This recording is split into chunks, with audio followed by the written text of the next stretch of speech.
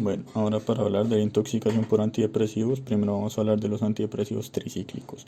Estos son el grupo farmacológico más utilizado en intentos de suicidio. A dosis terapéuticas, los antidepresivos tienen efectos muy variados los unos de los otros, que van desde la inhibición de la recaptación de algunos neurotransmisores, como son la norepinefrina, la dopamina y la serotonina, a efectos anticolinérgicos y antihistamínicos, incluso pueden llegar a efectos sedantes. Por otro lado, a dosis tóxicas, sus efectos son muy similares, razón por la cual, desde el punto de vista toxicológico, se puede abordar como iguales. La concentración sérica de pico de estos antidepresivos se produce de 2 a 8 horas después de la administración de las dosis terapéuticas. En el caso de una sobredosis, debido al efecto anticolinérgico, hay retraso del vaciamiento gástrico y disminución en la absorción. Sin embargo, el cuadro clínico se instaura rápidamente y llega a producir la muerte en las primeras horas de presentación. Para la dosis terapéutica se tiene que poseen una vida media de 8 a 30 horas después de su administración. Pero para el caso de las intoxicaciones, las vidas medias superan esta hora, puesto que el metabolismo de este fármaco es saturable. La biotransformación es hepática y el primer paso de transformación hepática es a productos desmetilados o hidroxilados, que llegan a ser igual de tóxicos que el fármaco. Posteriormente se pasa a una segunda conjugación hepática para quedar como una forma inactiva y ser excretados por orina. Las formas activas difícilmente son excretadas por orina. Mecanismo de acción. Los efectos tóxicos más comunes y más importantes son la hipotensión, las arritmias, el coma, las convulsiones y la hipertermia. El efecto sobre el potencial de acción de la célula cardíaca es inhibición de los canales rápidos de sodio, lo cual retarda la fase 0 de despolarización en el haz de His, las fibras de Purkinje y el miocardio ventricular. En el electrocardiograma se evidencia un QRS prolongado, un bloqueo unidireccional que favorece las reentradas como mecanismo de producción de arritmias ventriculares. Debido a la relación entre la entrada de sodio y la liberación de calcio intracelular, también se evidencia un efecto inotrópico negativo. Los antidepresivos también generan retardo de la fase 4 de la despolarización y repolarización, inhibición de canales de calcio y una prolongación de la repolarización del QT. Es un efecto de la toxicidad, pero también puede ser un efecto terapéutico que puede llegar a la torcida de puntas. Ahora, hablando sobre la recaptación de los neurotransmisores, a nivel neuronal producen una inhibición de la recaptación y aumento de los niveles de norepinefrina, dopamina y serotonina. En el bloqueo colinérgico podemos encontrar alteraciones como la taquicardia sinusal, la hipertermia, el ilio, la retención urinaria, dilatación pupilar y coma. La hipertermia se ve por la alteración de la sudoración, producción excesiva de calor debido a las convulsiones repetidas, mioclonías o agitación.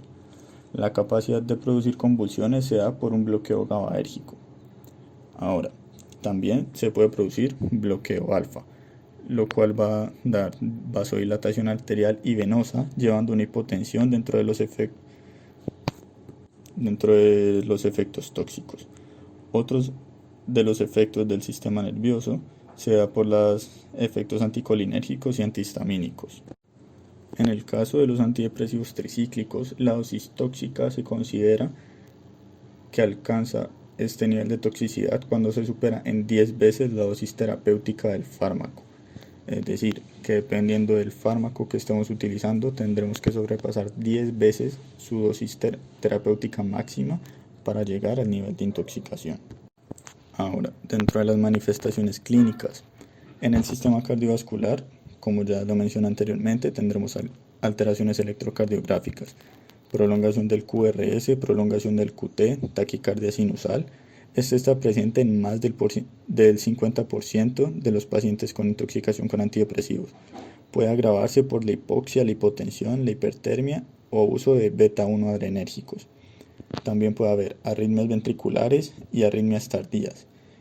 A pesar de que el efecto tóxico sea en las primeras 24 a 48 horas, por lo general se han presentado casos en que la arritmia puede generar muerte súbita entre los 2 a los 5 días después de la ingesta del antidepresivo. También encontramos efectos cardiovasculares como la hipotensión. Dentro de los efectos del sistema nervioso encontramos delirio por bloqueo colinérgico, convulsiones y mioclonías.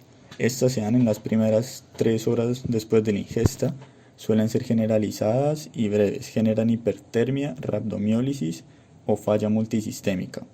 En el caso de las mioclonías es menos frecuente, pero tienen el mismo nivel de consecuencias. Con el sistema colinérgico tenemos manifestaciones clínicas como la retención urinaria, el hilio, la disminución de la sudoración, el coma.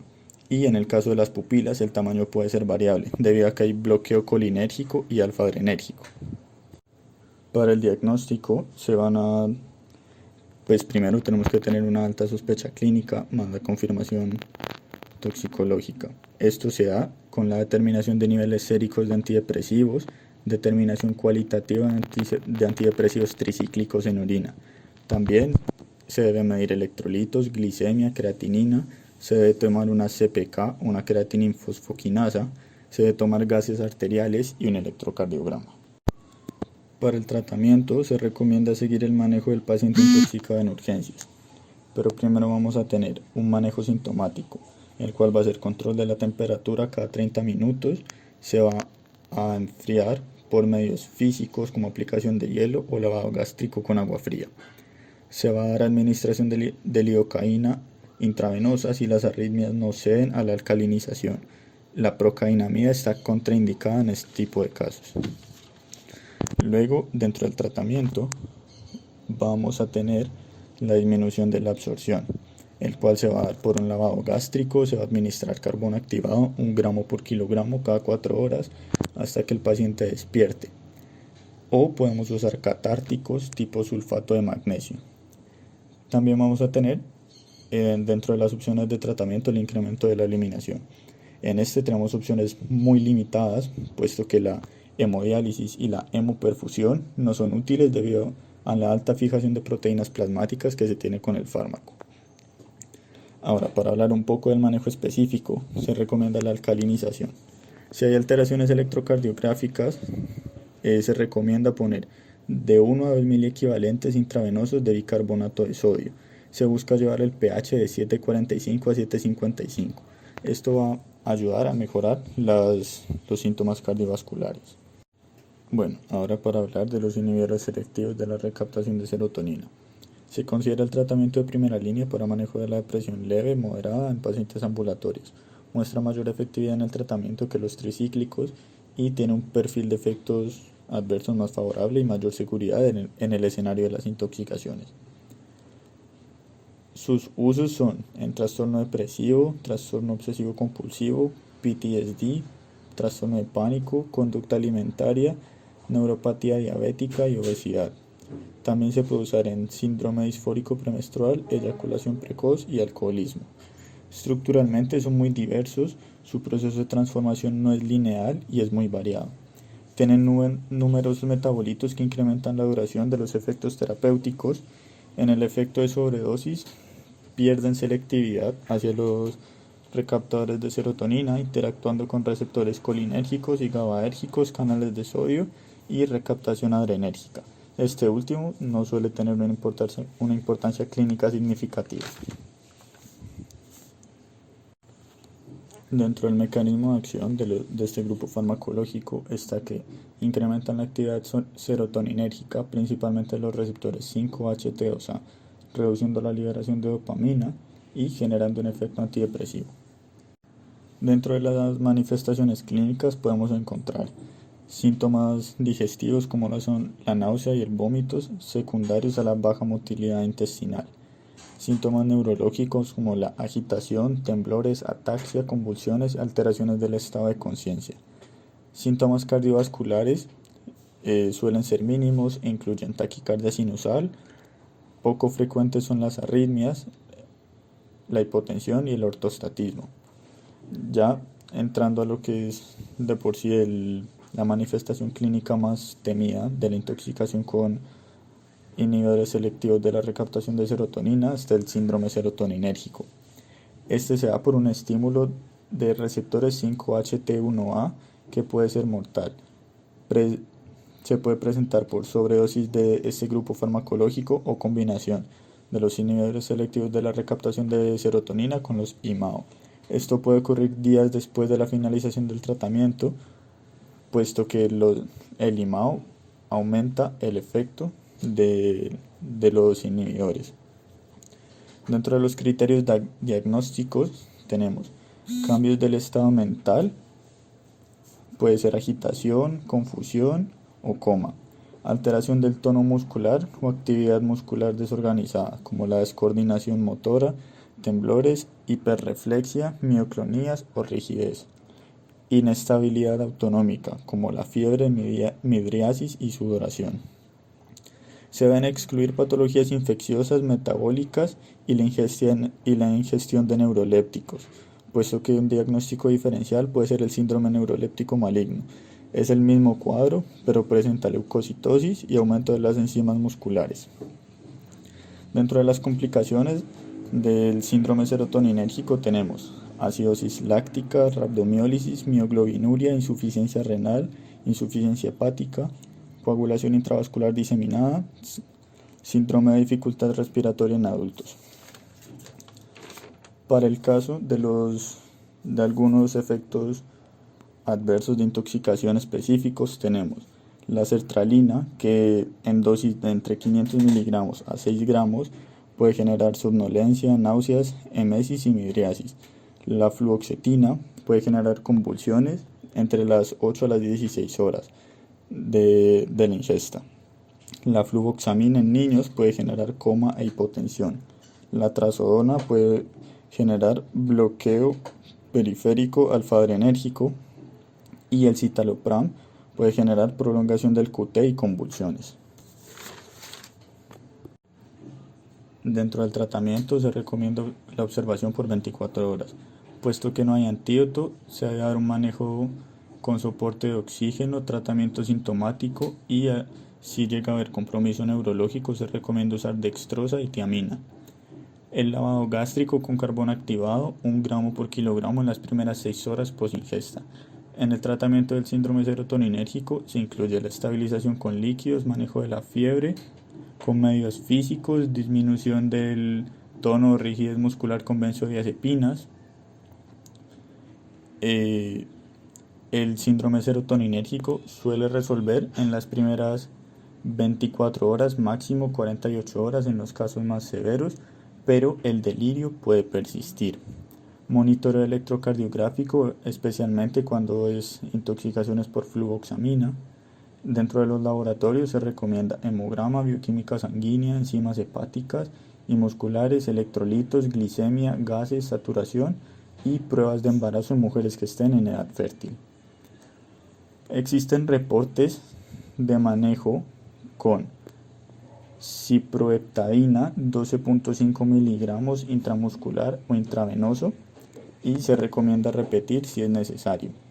Dentro de la recomendación con este fármaco se recomienda no superar el máximo de 1 miligramo por kilogramo de peso, es decir, en un paciente que pese 70 kilogramos podemos repetir esta dosis de 12.5 miligramos hasta llegar al máximo de 70 miligramos.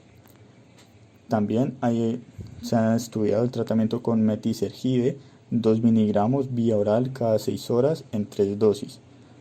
Hay evidencia con beta bloqueadores, nitritos y clorpromazina. Bueno, ahorita yo les voy a hablar un poco sobre cómo es la intoxicación por cocaína, porque es una de las sustancias de abuso más consumidas a nivel mundial. Les voy a hablar un poco sobre generalidades, sobre sus interacciones más importantes, su fisiopatología, sus manifestaciones clínicas y complicaciones, sobre las dosis de intoxicación y dosis letales, sobre cómo se diagnostica, cómo se trata y finalmente por qué esta es tan adictiva. Generalidades. El clorhidrato de cocaína es un alcaloide derivado de la planta de coca, Erythroxylon coca. Es una droga vasoconstrictora y produce un síndrome simpático-mimético.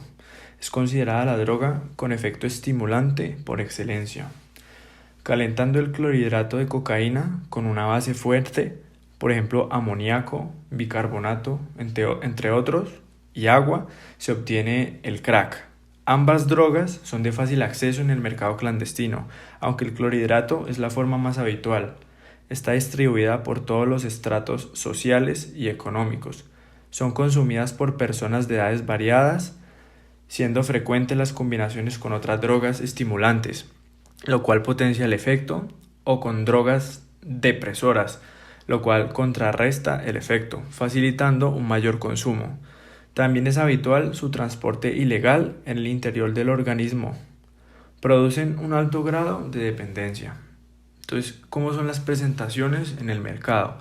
Viene principalmente el clorhidrato de cocaína, que es un polvo blanco cristalino.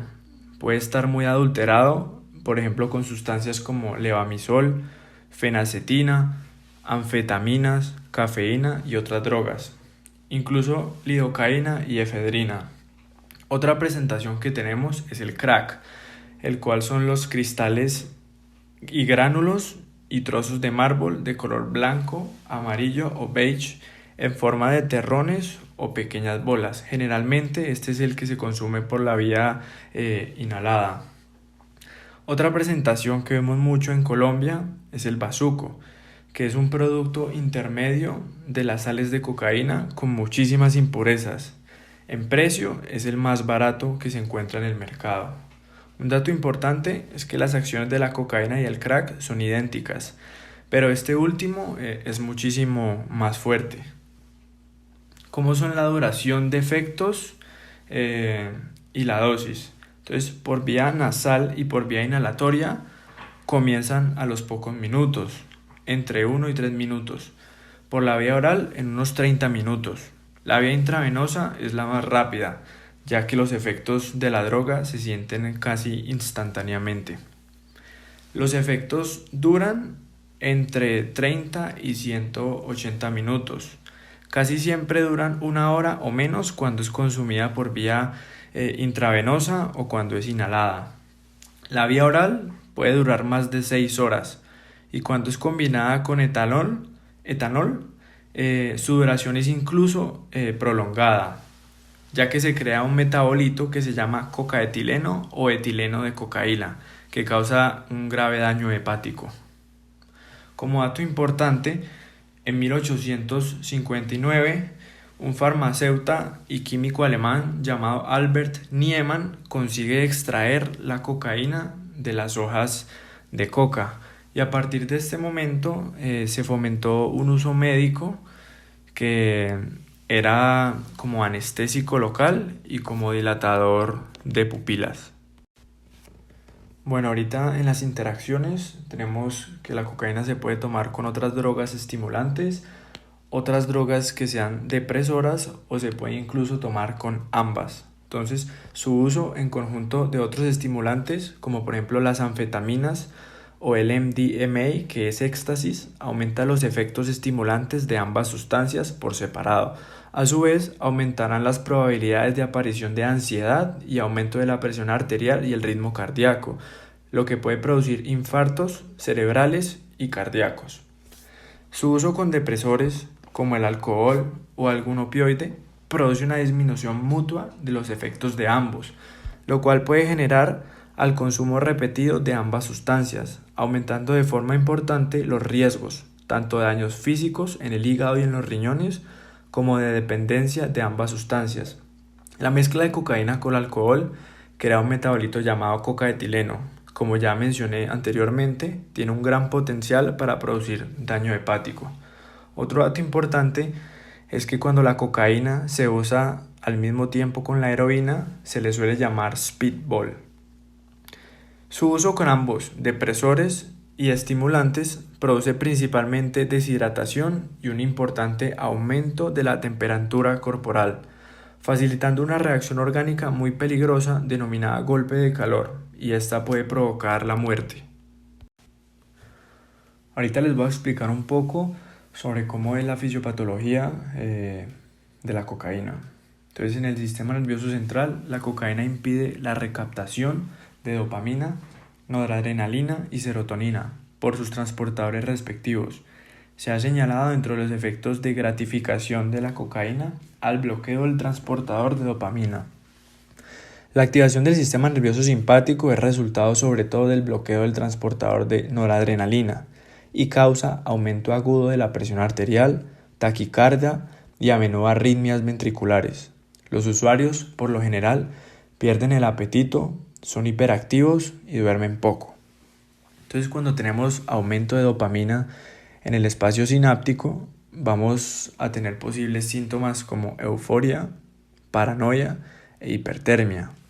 Y cuando es la noradrenalina la que se aumenta, vamos a tener síntomas principalmente cardíacos como hipertensión, arritmias, infartos y posibles hemorragias. Ahorita, hablando del sistema nervioso periférico, la cocaína inhibe los conductos de sodio controlados por voltaje y de esta manera bloquea el inicio y la conducción de los potenciales de acción. Esta es su acción anestésica. Este efecto, sin embargo, no parece ser la causa de la gratificación aguda ni de los efectos adictivos, ya que esto tiene más que ver con la dopamina. Manifestaciones clínicas. En general, se comporta como un psicoestimulante simpático-mimético y vasoconstrictor. También induce la agregación plaquetaria y la trombogénesis. En el sistema cardiovascular, la acumulación de dopamina y noradrenalina en la sinapsis da lugar a un exceso de estimulación que se manifiesta con taquicardia, hipertensión y vasoconstricción periférica. La cocaína también puede inducir isquemia miocárdica al producir vasoconstricción arterial coronaria e intensificar la agregación plaquetaria y la formación de trombos. La cocaína también puede precipitar arritmias mortales, como la taquicardia ventricular, ensanchamiento del QRS al intensificar la actividad simpática, así como alteración del transporte normal de iones, potasio, calcio y sodio en el miocardio.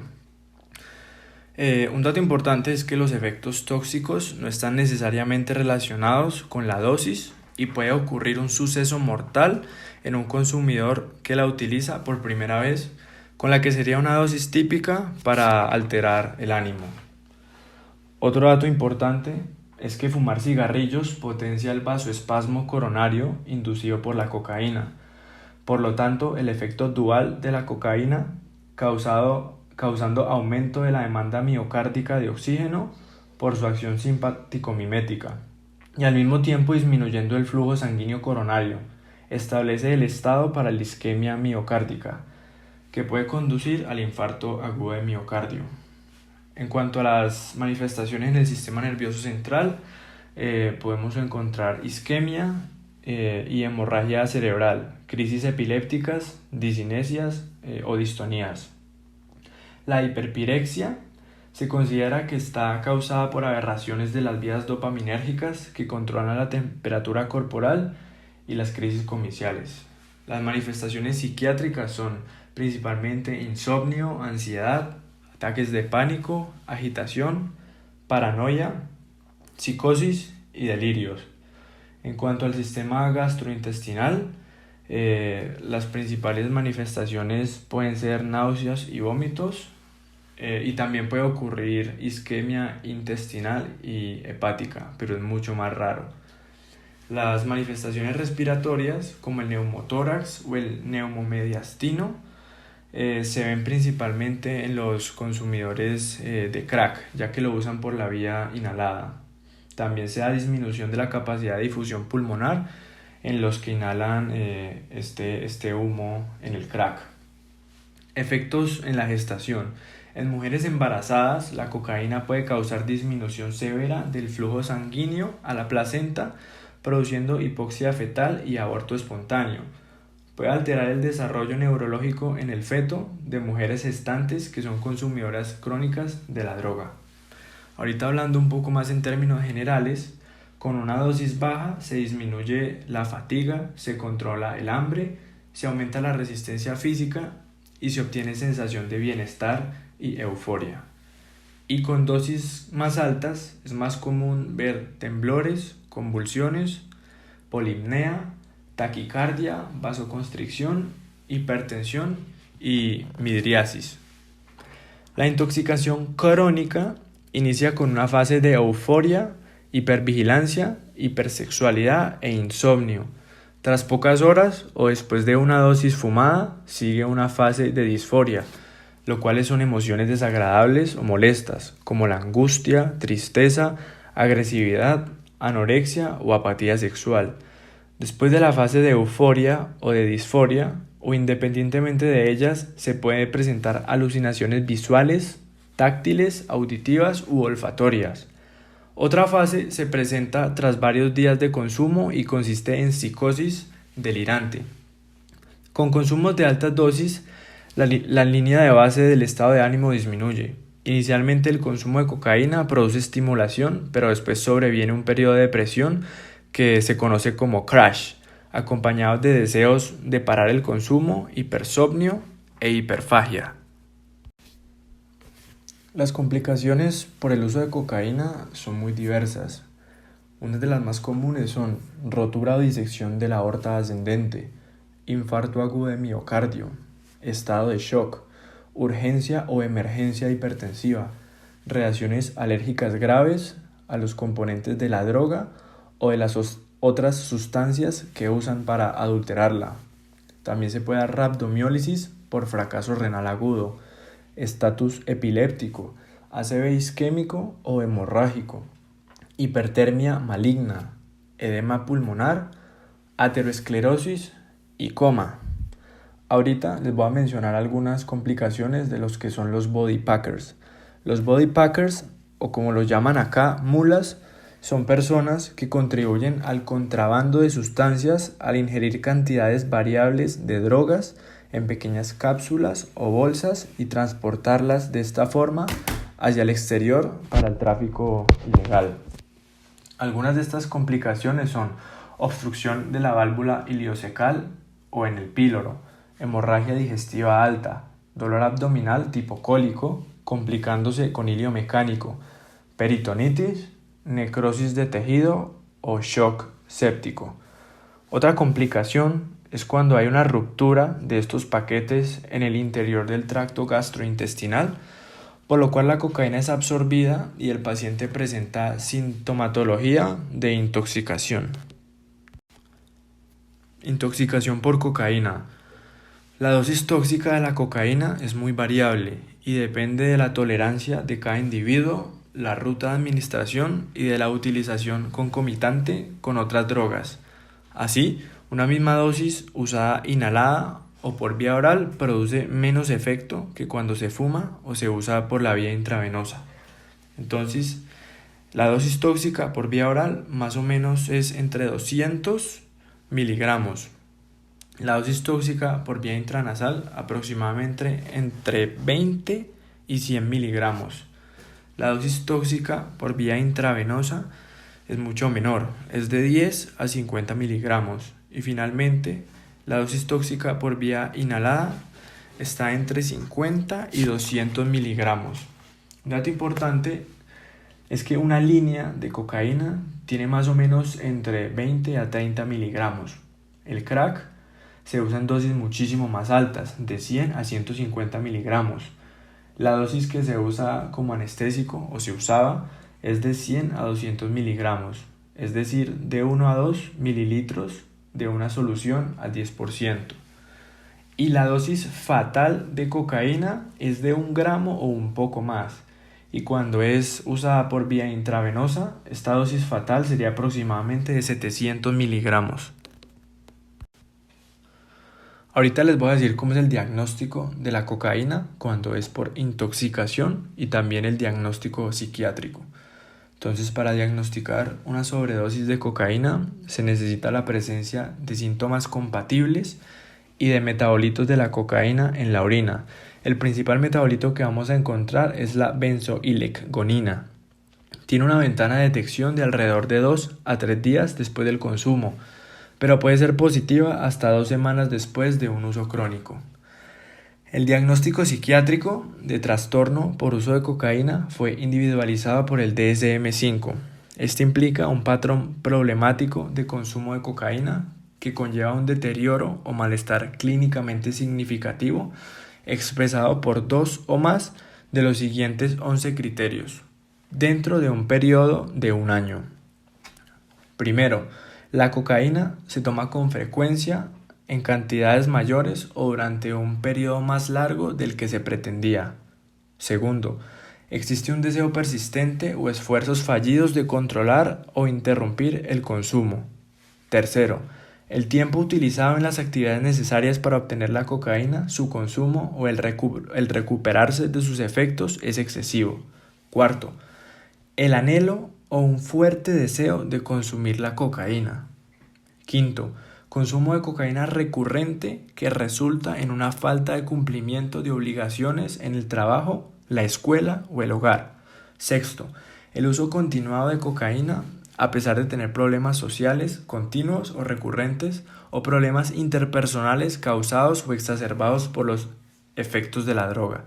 Séptimo, reducción o suspensión de actividades laborales o recreativas y sociales importantes a causa del consumo. Octavo, consumo de cocaína recurrente en situaciones en las que es físicamente peligroso. Noveno, consumo de cocaína continuado a pesar de tener conciencia de problemas psicológicos o físicos persistentes o recurrentes, que es probable que hayan sido causados o exacerbados por la cocaína. Décimo, generar tolerancia a la cocaína. Y finalizando, tener síntomas de retirada. ¿Cómo se clasifica este trastorno? Es leve cuando hay de 2 a 3 de estos criterios, moderado cuando hay de 4 a 5 criterios y es grave cuando hay 6 o más de estos criterios. Tratamiento agudo por intoxicación.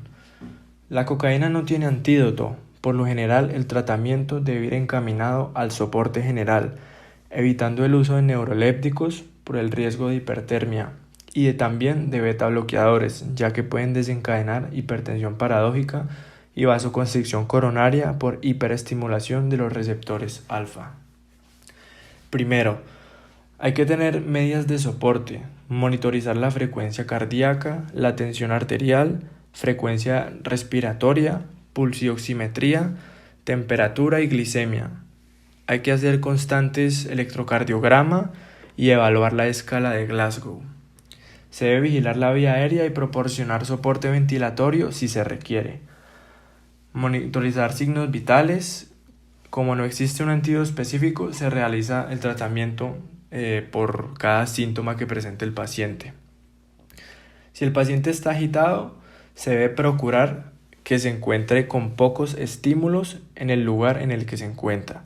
Poca luz, poco ruido, intentar calmar al paciente con palabras. El tratamiento de otras complicaciones como la hipoxia, hipoglicemia, hipertermia y las alteraciones metabólicas ayuda a disminuir la agitación. Las benzodiazepinas pueden ser útiles en este escenario. Si el paciente tiene convulsiones, empezar con benzodiazepinas, principalmente con diazepam, 0.1 a 0.2 miligramos por kilo intravenoso, de administración lenta y diluida, o también se puede dar midazolam, también al 0.1 a 0.2 miligramos kilogramo intramuscular. Si buscamos otra opción, también se puede dar lorazepam, al 0.05 a 0.1 miligramos, también por vía intravenosa. Si tiene hipertensión el paciente, se opta por usar nitroprusiato a 0.5 a 10 microgramos kilogramo minuto. O también otra opción es la nitroglicerina, 10 microgramos por minuto. No se recomienda betabloqueadores adrenérgicos en caso de concomitancia con isquemia miocárdica. Para la hipertermia se usan principalmente medidas físicas como hielo y mantas que estén frías. Si el paciente presenta dolor torácico, se puede usar un nitrato como nitroglicerina, 10 microgramos minuto, o dinitrato de isosorbide por vía sublingual o por la vía oral. Si en los síntomas principales se encuentra la vasoconstricción, vamos a usar la fentolamina, lo cual es un bloqueante no selectivo de receptores adrenérgicos alfa 1 y 2. Se usan ampollas de 5 miligramos en 2 mililitros. La dosis en adultos es de 5 a 10 miligramos intravenoso. En niños, 0.02 a 0.1 miligramos kilogramo en bolo. Repetir a los 5 o a 10 minutos. Tenemos otra forma de tratamiento que es la descontaminación. Cuando el paciente ha ingerido la sustancia por vía oral, el carbón activado 1 gramo por kilogramo es útil, no se debe inducir al vómito. Este carbón activado sirve como agente absorbente para tratar envenenamientos y sobredosis por ingestión oral. Lo que hace es prevenir la absorción del tóxico en el estómago. En pacientes mulas o body packers con sintomatología de intoxicación, obstrucción o perforación gastrointestinal, está indicada la intervención quirúrgica inmediata. Esto se hace por laparotomía. En el paciente asintomático se debe evaluar su estado inicial y tener en cuenta que es potencialmente fatal la ruptura de un paquete, por lo que es probable candidato a cirugía. Se deja en observación, se realiza monitoreo y medidas sintomáticas, se solicita electrocardiograma, se recomienda lavado gastrointestinal con polietilenglicol, sobres de 105 gramos, vía oral o por sonda nasogástrica. Se prepara un sobre por litro de agua y se administra 2 litros por hora en adultos.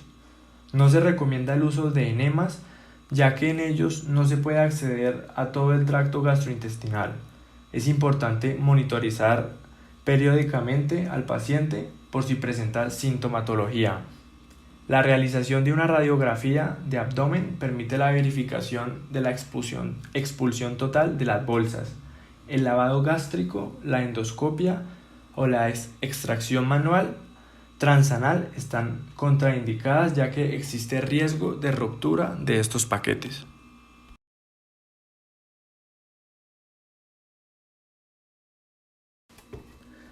Finalmente, les quiero explicar por qué la cocaína causa adicción.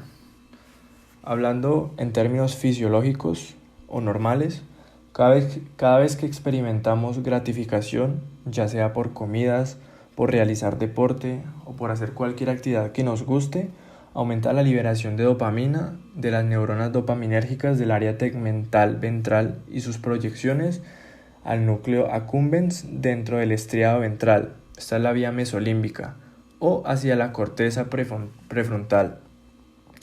La cocaína condiciona el circuito de recompensa dopaminérgico mesolímbico, que es el que acabo de mencionar. Se aumentan las descargas de dopamina en el área tegmental ventral y sus proyecciones al estriado ventral y por lo tanto al núcleo accumbens. Aquí es donde se da un aumento de dopamina por la inhibición de sus recaptadores en la sinapsis. Finalmente, la vía se proyecta hacia la corteza frontal, amígdala e hipocampo. Entonces lo que pasa es que cuando consumimos cocaína, progresivamente se pierde o se disminuye la búsqueda de placer en otras actividades, como ya había mencionado anteriormente, por ejemplo, comida, deporte, actividades que nos gusten mucho. Entonces el sistema mesolímbico queda dependiente de la acción de la droga, en este caso la cocaína, para sentir placer hasta que se agota el circuito. Es importante mencionar que la vía por la cual los opioides también generan adicción es esta misma vía mesolímbica. La cocaína puede producir entonces tolerancia, dependencia y síndrome de abstinencia. La tolerancia es la necesidad de dosis mayores para mantener el mismo efecto. La dependencia es la necesidad de consumir cocaína para obtener sus efectos gratificantes o para evitar los efectos negativos por dejar de usarla. Y la abstinencia es un conjunto de alteraciones físicas y psíquicas que aparecen en una persona cuando deja bruscamente de tomar una sustancia a la cual está habituado o es adicto, en este caso la cocaína.